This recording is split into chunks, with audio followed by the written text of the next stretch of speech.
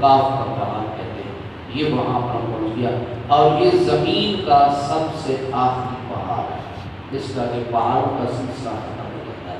اور یہ وہ پہاڑ ہے کہ اس کی وجہ سے پوری زمین جو ہے وہ ساکن کھڑی ہوئی ہے۔ اور جب یہ وہاں پر پہنچا تو اس نے دیکھا کہ ایک فرشتہ دیکھا جو اس پہاڑ کے اوپر قبضہ جما کر بیٹھا تھا، سکندر نے، اور پھر اس سے پوچھا اور دیکھا کہ وہ فرشتہ جو ہے اونچی آواز میں اللہ تبارک و تعالیٰ کی تسبیح کو بیان کر رہا تھا، اور اس کی تسبیح کے جو الفاظ تھے اس کو صحیح روح البیان نے نقل کیے کہ سبحان رب من الازل الی منتہی الدار، پاکی ہے میرے رب کی ازل سے منتہا الامر تک، وسبحان رب من اول الدنیا الی آخرہ، پاکی میرے رب کی تسبیح کی اول دنیا سے آخر تک، وسبحان رب من موضع کفا الی عرش ربی، پاکی میرے رب کی کہ میری ہتھیلی سے عرش تک، وسبحان رب من منتہی الی الظلمۃ الی النور، باقی میرے رب کی پانی کی منتہائی ظلمت سے نور تک۔ تو وہ فرشتہ جو ہے یہ تسبیح پڑھ رہا تھا، تو جب سلطان سکندر نے اس فرشتے کو دیکھا تو سجدے میں گر پڑا، کیونکہ یہاں پر اندھیرا تھا تو نظر کچھ نہیں آتا تھا، لیکن اس نے فرشتے کو لیکن یہ سجدے میں رہا، اور اس وقت تک اس نے سر نہیں اٹھایا جب تک اس نے پہاڑ کو اللہ تبارک و تعالیٰ نے اس کو کاف کو دیکھنے کی طاقت بخش دی، اور اس فرشتے کو بھی اس نے اپنے آنکھوں سے دیکھ لیا، تو پھر اس نے اپنا سر سجدے سے اٹھایا۔ تو فرشتے نے جب سلطان سکندر کو دیکھا تو اس نے کہا کہ اس مقام پر تم کیسے پہنچے ہو، جبکہ آدم علیہ السلام کی اولاد سے یہاں پر کوئی بھی نہیں پہنچا، تو پہلا شخص ہے اس جگہ پر پہنچا ہے، اس سے پہلے آدم کی اولاد سے پہلے کوئی نہیں پہنچا۔ تو سلطان سکندر نے کہا جس رب نے تجھے اس پہاڑ پر قبضہ جمانے کی طاقت بخشی ہے، اسی رب نے مجھے یہاں تک پہنچنے کی قوت دی۔ تو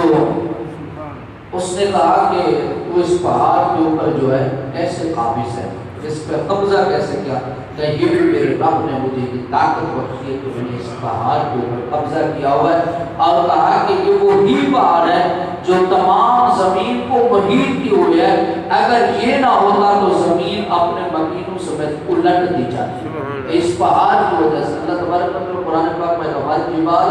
اوتادا، ہم نے پہاڑوں کو محفوظ بنایا ہوا ہے، تو کہا کہ اسی اوقات کی وجہ سے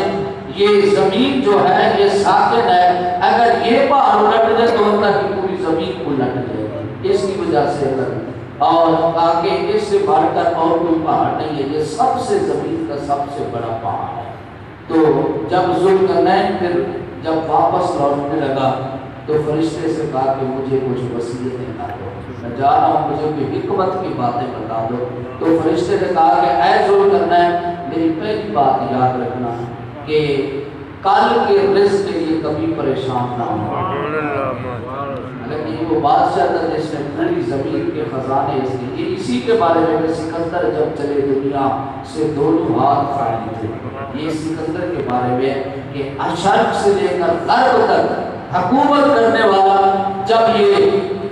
دنیا سے جاتا ہے تو یہ وصیت کر کے جاتا ہے کہ جب مجھے کفن پہنا دینا تو میرے دونوں ہاتھ بہہ نکال دینا۔ ہم دنیا میں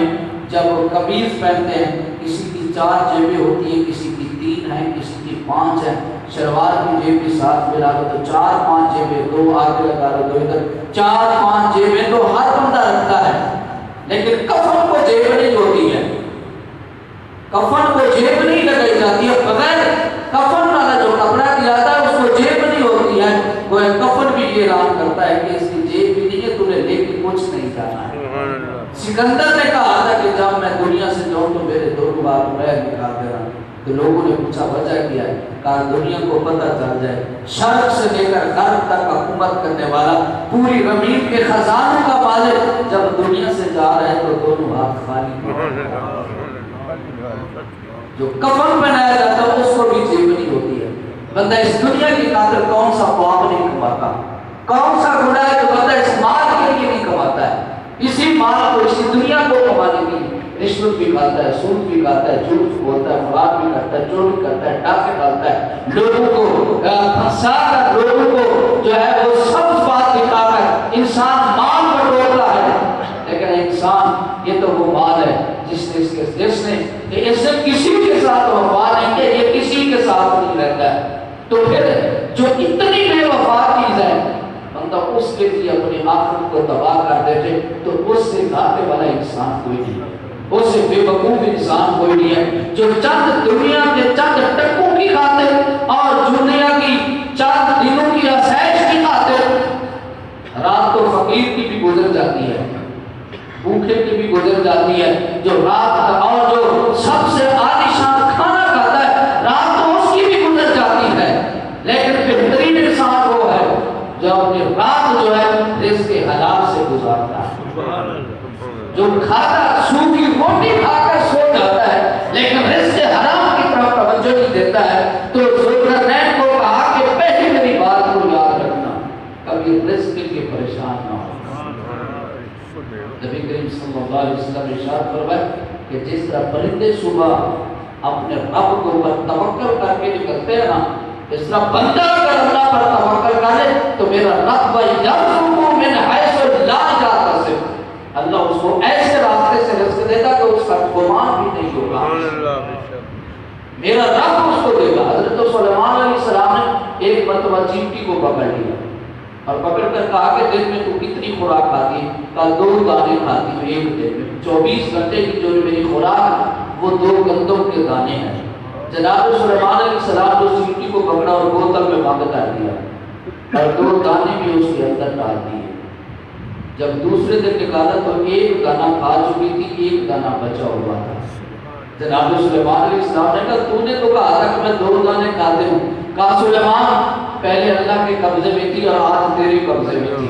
اور ڈرتا پتہ نہیں کہ دوسرا دانہ ملتا یا نہیں ملتا، لیکن رب پر یقین ہوتا تھا میں 2 دانے کھا دیتی تھی، سو جاتی تھی، صبح پھر اللہ کے توکل پر لکھتی تھی، اللہ مجھے روزی پوری دے دیتا۔ تو یہ جو ہے میرا